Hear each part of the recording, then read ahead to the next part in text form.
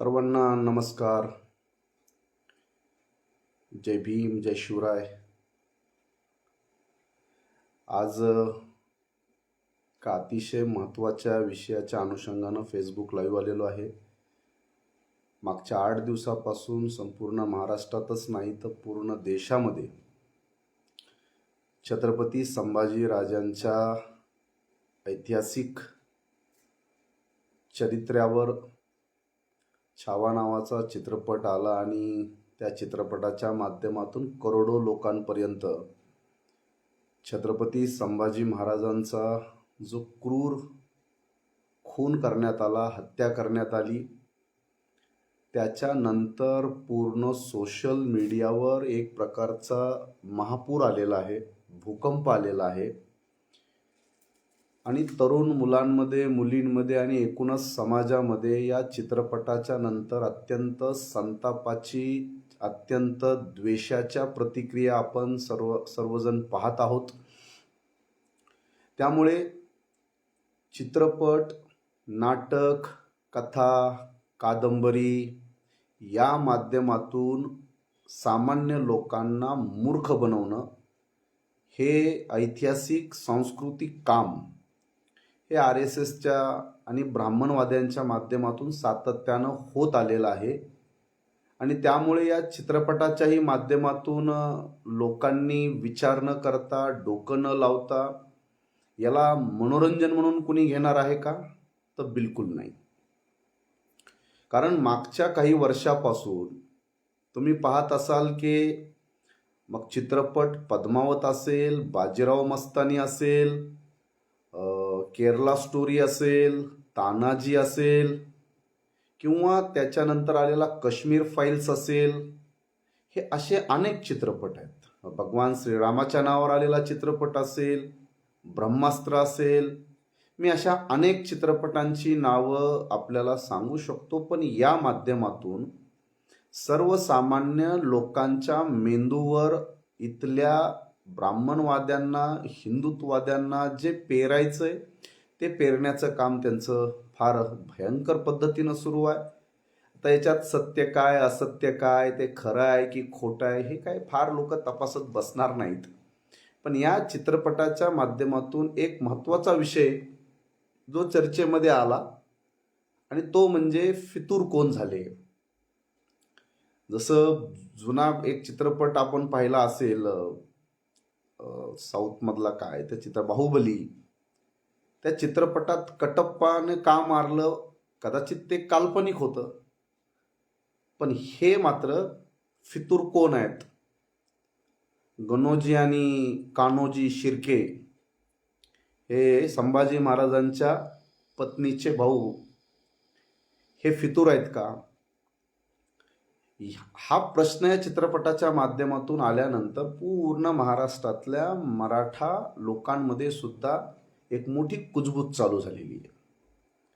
म्हणून मी सुरुवातीलाच आपल्याला हे सांगणं गरजेचं आहे की काही दिवसांपूर्वी आपल्या सोशल मीडियातले जे जबाबदार लोक आहेत त्यांना माहीत असेल की बाळासाहेब आंबेडकरांनी औरंगाबादला जेव्हा खुलताबादला या कबरीला भेट दिली, त्याच्यानंतर त्यांनी एक प्रश्न उपस्थित केला होता की जयचंद कोण आहेत ते शोधा. तेव्हा अनेक लोकांनी तोंड वाकडे केले, अनेक लोकांनी वेगवेगळ्या चर्चा केल्या. पण आता ह्या चित्रपटाच्या माध्यमातून जेव्हा गणोजी शिर्के आणि कान्होजी शिर्के यांचं कॅरेक्टर जेव्हा चित्रपटाच्या माध्यमातून समोर आलं, तेव्हा आता महाराष्ट्रात एक आणखी नव्या ऐतिहासिक चर्चेला आता पेव फुटलेला आहे. आता ह्याच्यातलं सत्य काय, असत्य काय, याच्यावर खूप साऱ्या चर्चा होणार आहेत. खूप साऱ्या लोकांकडे वेगवेगळे पुरावे आहेत, तर्क आहेत. त्या आधारावर महाराष्ट्रभर, देशभर त्याची चर्चा आहे. मी सुद्धा याच्यावर चर्चा करण्याची किंवा लाईव्ह घेण्याची माझी काही फारशी इच्छा नव्हती. पण या छावा चित्रपटावर भाषण केलं देशाचे प्रधानमंत्री नरेंद्र मोदी यांनी आणि महाराष्ट्राचे मुख्यमंत्री देवेंद्र फडणवीस यांनी या चित्रपटाच्या सगळ्या कलाकारांना घेऊन कालचा 19 फेब्रुवारीचा शिवाजी महाराजांचा जयंती सोहळा हा दिल्लीमध्ये साजरा केला. त्याच्यानंतर आपल्या सगळ्यांच्या हे लक्षात येत असेल की या सगळ्या चित्रपटाच्या पाठीमागचे नेमके कलाकार कोण आहेत. आणि म्हणून मी सुरुवातीलाच आपल्या सगळ्यांना या बाबतीमध्ये अत्यंत स्पष्टपणे सांगणं गरजेचं आहे की या सगळ्या संभाजी महाराजांच्या क्रूर हत्येच्या पाठीमागं ज्या 2 ते 3 वेगवेगळ्या थेरीज उभ्या केलेल्या आहेत, त्याच्यातली जी एक थेरी आहे, जी एक लॉजिक म्हणता येईल की ज्या लॉजिकमध्ये त्याला आधार पण आहे, आणि तो आधार दिला जातो जेधे शकावली नावाची जी ऐतिहासिक बखर आहे त्या जेधे शकावलीच्या माध्यमातून, आणि दुसरी आहे चिटणीस बखर, आणि तिसरी आहे मद्रासची बखर. आणि मद्रास बखर ही अत्यंत जिवंत आणि सर्वात काय म्हणता येईल की 11 मार्च 1689ला संभाजी राजांचा क्रूर खून करण्यात येतो, आणि 27 मार्च 1689ला मद्रास बखरचे ऐतिहासिक पुरावे उपलब्ध आहेत. आता या 3 मी बखर म्हणजे जे ऐतिहासिक सगळे ज्याचे पुरावे ऐतिहासिक दृष्टिकोनातून लिहून ठेवलेले असतात, याच्यामध्ये शिर्के यांच्यावर फितुरीचा आणि गद्दारीचा स्पष्टपणे याच्यावर ठपका ठेवण्यात आलेला आहे, ज्याला विरोध करण्याचं काम आता शिर्के परिवाराच्या माध्यमातून चालू झालेलं आहे. महाराष्ट्रातल्या अनेक मराठ्यांमध्ये याबद्दल आता मतांतर आणि वेगवेगळ्या भूमिका समोर यायला लागल्या आहेत. त्यामुळे मराठी फितूर नव्हते का? मराठ्यांचा फितुरींचा इतिहास नाही का? म्हणजे आपल्याला सगळ्या मराठ्यांच्या एकूण एक खानदानांचा इतिहास आपल्याकडे उपलब्ध आहे. म्हणजे खुद्द शिवाजी महाराजांचे वडील शहाजीराजे भोसले हे स्वतः आदिलशहाच्या दरबारात सरदार होते ना. कुठं काम करत होते हे कदाचित आजच्या मराठ्यांना पटणार नाही, पण खुद्द शिवाजी महाराजाचंच कुटुंब एका आदिलशहाच्या दरबारामध्ये सरदार म्हणून काम करत होतं. म्हणून महाराष्ट्रातले अनेक मराठा सरदार हे शिवाजी महाराजांच्या अगोदर आणि नंतर हे स्वराज्य निर्मितीच्याही प्रक्रियेमध्ये हे सगळे सरदार मुघलांचेही बटीक होते, हे आदिलशहाचेही बटीक होते, हे वतनदारीसाठी, जमिनीसाठी, प्रॉपर्टीसाठी शिवाजी महाराज आणि संभाजी महाराजांना गद्दार झालेल्या मराठ्यांचा इतिहास काही लहान नाही आहे. सूर्याजी पिसाळपासून ते जावळीच्या मोरे, चंद्रराव मोरेपर्यंतचे सगळे ऐतिहासिक पुरावे सगळ्यांना माहिती आहेत. त्यामुळे या प्रकरणामध्ये एक भूमिका जी समोर आली की फितूर कोण, हा एक पुरावा समोर आला. दुसरा जो पुरावा आपल्या समोर आला तो आला एक पॉंडिचेरीचा फ्रान्सचा जो गव्हर्नर आहे त्या काळातला, फ्रान्सिस मार्टिन नावाचा. या फ्रान्सिस मार्टिनचं त्याच काळातलं म्हणजे मार्च 1689 त्याच काळातलं फ्रान्सिस मार्टिननं जी एक डायरी लिहून ठेवलेली आहे, त्या डायरीमध्ये या फ्रान्सिस मार्टिनने स्पष्टपणे लिहून ठेवलेलं आहे की संभाजी महाराजांना फितूर झालेले, त्यांना पकडून देणारे हे त्यांच्याच दरबारातले ब्राह्मण सर कारकून होते, फक्त त्यांनी त्याची नावं लिहिलेली नाहीत. तर ही एक ऐतिहासिक पुरावा आहे की ज्याच्यामध्ये स्पष्टपणे संभाजी महाराजांच्या कारकिर्दीतले त्यांच्या सर कारकून लोकांची नाव आहेत. आता कोण आहे सर कारकून? त्याचं नाव आहे रामचंद्र पंडित अमात्य. हे पूर्ण चित्रपटामध्ये लपवण्यात आलेलं आहे. ही एक रामचंद्र पंडित अमात्याचं पूर्ण कॅरेक्टर ह्या चित्रपटात पण लपवण्यात आलेलं आहे. ज्या पद्धतीनं शिवाजी महाराजांना झेंडूच्या फुलामधून विष देऊन शिवाजी महाराजांचा खून करण्यात आला आणि शिवाजी महाराजांच्या खुनाचा आरोप त्यांच्याच पत्नीवर टाकण्यात आला की जेवणातून विष बाधा ही बाहेरचा माणूस देऊ शकत नाही, घरातला माणूस देतो. शिवाजी महाराजांच्याही खुनाचा आरोप सुरुवातीला त्यांच्या पत्नीवर आला आणि नंतर हळूहळू त्याचे पुरावे जेव्हा समोर आले, तर याच छावा चित्रपटामध्ये ज्यांनी कोणी पाहिला असेल, जर तुमचा मेंदू ठिकाण्यावर असेल तर त्याचे जरा प्रत्येक गोष्ट काही इतिहासामध्ये सापडणार नाही. कारण इतिहास लिहिणारे, इतिहास बनवणारे, या इतिहासाच्या प्रत्येक कागदाची देखरेख करणाऱ्या ज्या टोळ्या आहेत, ह्या त्याच टोळ्या आहेत. त्यामुळं कोणते इतिहास जपून ठेवले आणि कोणते इतिहास जाळून टाकले हे तुम्हाला काय माहिती आहे. त्यामुळं काही गोष्टी या तर्काच्या आधारावर आपण विचार करणं गरजेचं आहे. या चित्रपटामध्ये अण्णाजी दत्तो नावाच्या माणसाला शंभूराजांनी हत्तीच्या पायाखाली का दिलं? अण्णाजी दत्तो सोबत जी चांडाळ चौकडी आहे त्यांना हत्तीच्या पायाखाली का दिलं? तो प्रसंग या चित्रपटामध्ये जास्त दाखवण्यात आलेला नाही. कारण ही तीच टोळी आहे ज्या टोळीनं शिवाजी महाराजांना विष देऊन शिवाजी महाराजांचा 3 एप्रिल 1680ला शिवाजी महाराजांचा खून केला. त्याचेही पुरावे आहेत, त्याच्याही सगळ्या दस्तऐवज उपलब्ध आहेत. सगळे लोक मान्य करतात की शिवाजी महाराजांना रक्ताच्या उलट्या झाल्या आणि रक्ताच्या उलट्या होऊन शिवाजी महाराजांचा मृत्यू झाला. मी हे आपल्याला एक त्यातलं दुसरं लॉजिक सांगतो आहे, जे फ्रान्सिस मार्टिनच्या ऐतिहासिक डायरीमध्ये याचा स्पष्टपणे नामनिर्देश करण्यात आलेला आहे, रामचंद्र पंडित अमात्य. आणि याच्यावर मोठ्या प्रमाणात ठपका आहे. म्हणजे तिसरा याच्यातला जो गुन्हेगार किंवा फितूर म्हणून जो विचार पुढे येतो तो आहे औरंगजेबाच्याच दरबारामध्ये असणारे इतिहासकार. जेव्हा संभाजीराजांना औरंगजेबाच्या दरबारामध्ये फेब्रुवारीमध्ये पकडून आणण्यात आलं, तर त्या दरबारात जो उपस्थित माणूस आहे त्या उपस्थित माणसाचं नाव आहे भीमसेन सक्सेना.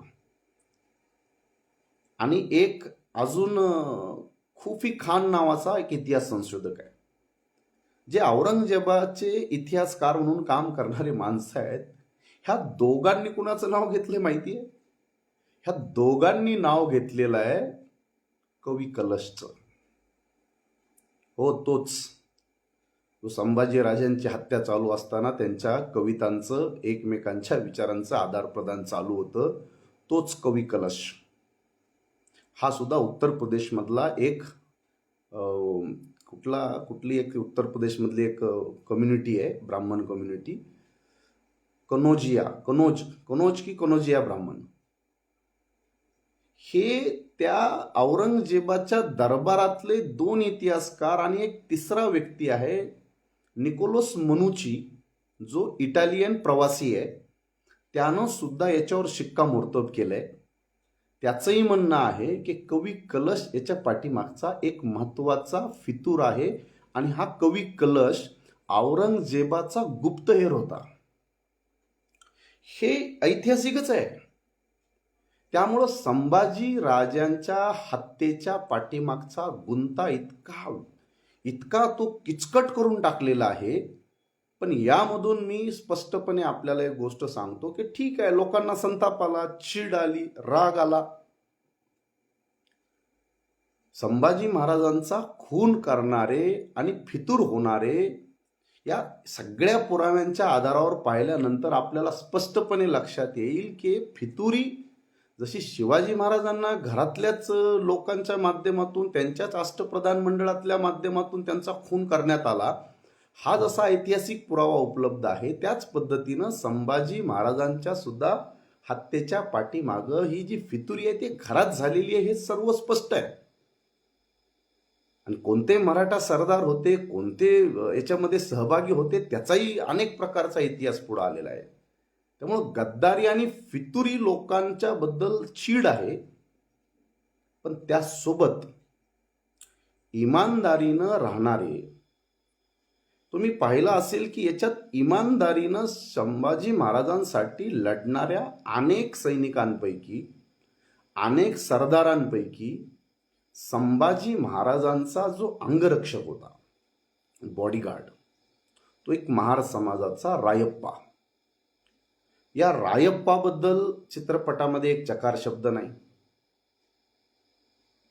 इतकंच नाही तर संभाजी महाराजांना जेव्हा संगमेश्वरमध्ये पकडून देण्यात आलं, त्याचाही सगळा जो इतिहास मांडण्यात आलेला आहे, त्याही इतिहासामध्ये आपण पाहिला असेल की पूर्ण चित्रपटामध्ये संभाजी महाराज म्हणजे एक गनिमी युद्ध लढणारा एक महान योद्धा म्हणून दाखवण्यात आलेले आहेत. 5 लाखाच्या मुघलाच्या फौजेचा मुकाबला करणारा आणि छोट्या छोट्या वेगवेगळ्या डोंगर दऱ्या कपाऱ्याचा, नदीचा आणि सगळ्या जमिनीचा, शेतीचा उपयोग करून लहान लहान तुकड्यांच्या माध्यमातून हजारोच्या मुघलांच्या फौजा हरवणारा गनिमी योद्धा छत्रपती संभाजी महाराज. मग ते संभाजी महाराज जेव्हा संगमेश्वरमध्ये त्यांना फितुरीनं पकडलं गेलं, तेव्हा ते 5,000 सैनिकांचा मुकाबला ते आपल्या 100-150 सैनिकांना घेऊन करतील का? पूर्ण चित्रपटामध्ये एकदम गनिमी काव्यानं हजारो मुघलांना वेगवेगळ्या ठिकाणी नामोहरम करणारे संभाजी महाराज दाखवण्यात आले. आणि तिथं मात्र संभाजी महाराज म्हणतात, आता मला युद्ध करायचंय, मुझे शेर में जाके जंगल में जाके दहाड़ने का मन कर रहा है. तर हे सुद्धा आपल्याला नीट समजून घ्यावं लागेल, कारण इथं सुद्धा संभाजी महाराजांनी साधूचा वेश पांघरून तिथून गनिमी काव्यानं निसटून जाण्याचा, तिथून फरार होण्याचा नियोजन केलेलं आहे. आणि ज्या साधूच्या वेशामधून ज्या बोटीमधून संभाजी महाराज जात होते, त्या बोटीमध्ये संभाजी महाराजांना पकडून देणारा जो दुसरा कॅरेक्टर सांगितलेला आहे, जो फ्रान्सिसच्या लेटरमध्ये जी त्यांनी सांगितलं की संभाजी महाराजांचे ब्राह्मण सरकारकून त्यापैकी त्या एका टोळीतला एक माणूस आहे, त्याचं नाव आहे रंगनाथ स्वामी. रंगनाथ स्वामी आणि जयराम स्वामी ह्या 2 लोकांनी संभाजी महाराजांना जाग्यावर मुकर्रब खानला पकडून देण्यामध्ये यांचा दोघांचाही तेवढाच महत्वाचा तिथं वाटा आहे. आणि हे रंगनाथ स्वामी आणि जयराम स्वामी हे दोघंही रामदास स्वामीचे चेले आहेत. याचाही हिस्टॉरिकल पुरावे बाहेर आलेले आहेत. या चित्रपटाच्या माध्यमातून आपल्या सगळ्यांना मला हेच सांगायचं आहे की चित्रपटामध्ये मी तिन्ही प्रकारचे जे दृष्टिकोन आहेत की संभाजी महाराजांसोबत फितुरी करणारे मराठी आहेत का, तर शिर्के परिवारासोबत घोरपडे आहेत, काही ठिकाणी निंबाळकर आहेत, अनेक लोकांनी अनेक प्रकारच्या वेगवेगळ्या फितुरी या सगळ्या राजकारणामध्ये आणि त्या काळातल्या राजेशाहीच्या या युद्धनीतीमध्ये होत आलेले आहेत. हे किती चांगलं आहे किती वाईट आहे याचा आपण विचार करा, आपापल्या भूमिका या संदर्भात आपण मांडणी करा. पण या चित्रपटाच्या माध्यमातून सर्वसामान्य लोकांच्या मध्ये जो इतिहास पेरला जातोय, तो इतिहास मात्र स्पष्टपणे अत्यंत खोटा. ते काल त्या चित्रपटाचा डायरेक्टर उतेकर त्यानं माफी पण मागितली की मी शिवाजी सावंत यांच्या छावा कादंबरीवर हा चित्रपट बनवला, मी माफी मागतो. माझ्या आपल्या सगळ्यांना सांगण्याचा हेतू आहे, या चित्रपटाच्या माध्यमातून समाजामध्ये विष पेरण्याचं काम होत आहे. आणि हे करत असताना मी दुसरा जो प्रश्न आपल्यापुढे उपस्थित करतोय, तो प्रश्न अत्यंत महत्त्वाचा आहे की संभाजी महाराजांना पकडून दिल्यानंतर जवळपास 40 दिवस संभाजी महाराजांना बहादूरगडाकडून मग तुळापूरकडं आणि तिथून वडू या सगळ्या भागामध्ये संभाजी महाराजांना 40 दिवस कैद करून हाल करून त्यांचं खून करण्यात आला. हे सत्य आहे, हे नाकारण्याचं काहीच कारण नाही. प्रश्न हा आहे की हे 40 दिवस संभाजी महाराजांना सोडवण्यासाठी बाहेर संभाजी महाराजांच्या सैनिकांनी किंवा मराठा सरदारांनी किंवा एकूण जे कोणी असतील सेनापती, ह्या लोकांनी कोणते प्रयत्न केले? संभाजी महाराजांना काही तत्काळ मारलेलं नाही. 40 दिवस त्यांना प्रचंड त्रास देऊन त्यांचा निर्घुण खून करण्यात आला. मग ह्या 40 दिवसामध्ये जी काही हजारोची फौज असेल, ही फौज बहादूरगडावर त्याचा हल्ला झाला का? संभाजी महाराजांना सोडवण्यासाठी कोणता करार झाला का? तर आपल्याला त्याचा दुसरा एक इतिहास उपलब्ध आहे की हे रायप्पा नावाच्या त्यांच्या एका सैनिकाला हे बघवलं नाही आणि रायप्पानं पाणी पाजणाऱ्या लोकांच्या वेशामध्ये बहादूरगडातला प्रवेश केला आणि तिथं 3-4 लोकांना या रायप्पानं मारलंय. पण 40 दिवसामध्ये असे कुठले प्रयत्न झाल्याचे अजून तरी माझ्या काही कुठल्या वाचनामध्ये आलेले नाहीत. आणि मी तिसरा महत्वाचा प्रश्न उपस्थित करतोय आपल्या सगळ्यांपुढं की एका बाजूला आपल्याला चीड आली आहे, संताप आला, हे 100% सत्य आहे. पण त्या संभाजी महाराजांचं शेकडो वर्ष चरित्र हनन करणारे, त्यांच्यावर बदफैलीचे आरोप लावणारे, त्यांच्यावर व्यसनाधीनतेचे आरोप लावणारे, त्यांच्यावर चरित्र हननाचे गंभीर आरोप लावणारे सावरकर आणि RSSचे संस्थापक गोळवणकर यांचे सगळे बंच ऑफ थॉट्स पासून ते हिंदू पदपातशाहीतल्या सावरकरांच्या पुस्तकातले अनेक अग्रलेख आणि त्याच्यातली टिपणं आपल्या सगळ्यांना माहीत असतील. या टोळीबद्दल संभाजी महाराजांवर प्रेम करणाऱ्या लोकांना कधी राग आला का? संभाजी महाराजांचं वास्तविक चरित्र शोधण्यासाठी वासी बेंद्रेंना 40 वर्ष अभ्यास करावा लागलेला आहे. 40 वर्ष. वासी बेंद्रे हे एकमेव गृहस्थ आहेत की जे 2 ते 3 वर्ष लंडनमध्ये मुक्कामी राहिलेले आहेत. लंडनमध्ये राहून त्यांनी पूर्ण या प्रत्येक डॉक्युमेंट्सचा अभ्यास करून खरे संभाजी महाराज शोधून या महाराष्ट्राला जे दिले, देशाला दिले, ते वासी बेंद्रेंनी दिले. आणि संभाजी महाराजांची अत्यंत बिभत्स स्वरूपामध्ये संभाजी महाराजांचं चरित्र मांडणारे, मग कुणी सावरकर असू दे, कुणी राम गणेश गडकरी असू दे, की कुणी गोळवणकर असू दे, या सगळ्या बदमाश लोकांचे नकाब फाडण्याचं काम किती लोकांनी केलंय? काही संभाजी ब्रिगेडमधल्या काही मोजक्या लोकांनी हे महाराष्ट्रात काम केलंय, ते आपण नाकारून चालणार नाही. पण आज ज्यांना ही चित्रपट पाहिल्यानंतर चीड येते, राग येतो, अरे त्या संभाजी महाराजांच्या जसं शरीराचा खून केला, त्यांच्या शरीराचा जसा छळून त्यांचा हत्या करण्यात आली, तसं त्यांच्या चरित्राचा सुद्धा खून करण्यात आलाय. शेकडो वर्ष त्यांचं चरित्र हनन करण्यात आलेलं आहे. संभाजी महाराजांचे अण्णाजी दत्तूची मुलगी गोदावरी सोबत, त्यांचे गोदावरी सोबत पासून, कमलापासून अनेक महिलांसोबत त्यांची नावं जोडून त्यांच्या चरित्राचं हनन करणाऱ्या या ज्या ब्राह्मणवाद्यांच्या टोळ्या होत्या, या टोळ्यांचे नकाब फाडण्याचं किंवा त्यांच्याबद्दल कधी आपल्याला चीड आली का? औरंगजेबाबद्दल आपल्या सगळ्यांना चीड आहे आणि कुणीही त्याला माफ करू शकत नाही, कधीही माफ करणार नाहीत. पण त्याचसोबत औरंगजेबाला अशा प्रकारची हत्या करण्याचा सूचना कोणी दिली हो? औरंगजेबाचा पण सल्लागार आहे ना आबाजी भट. आबाजी भटनं मनुस्मृतीनुसार संभाजी राजांचा खून केला पाहिजे अशी सूचना पुढे आली. काही लोक याच्यावरून वाद घालतात की शरिया कानूननुसार मारण्यात आलं.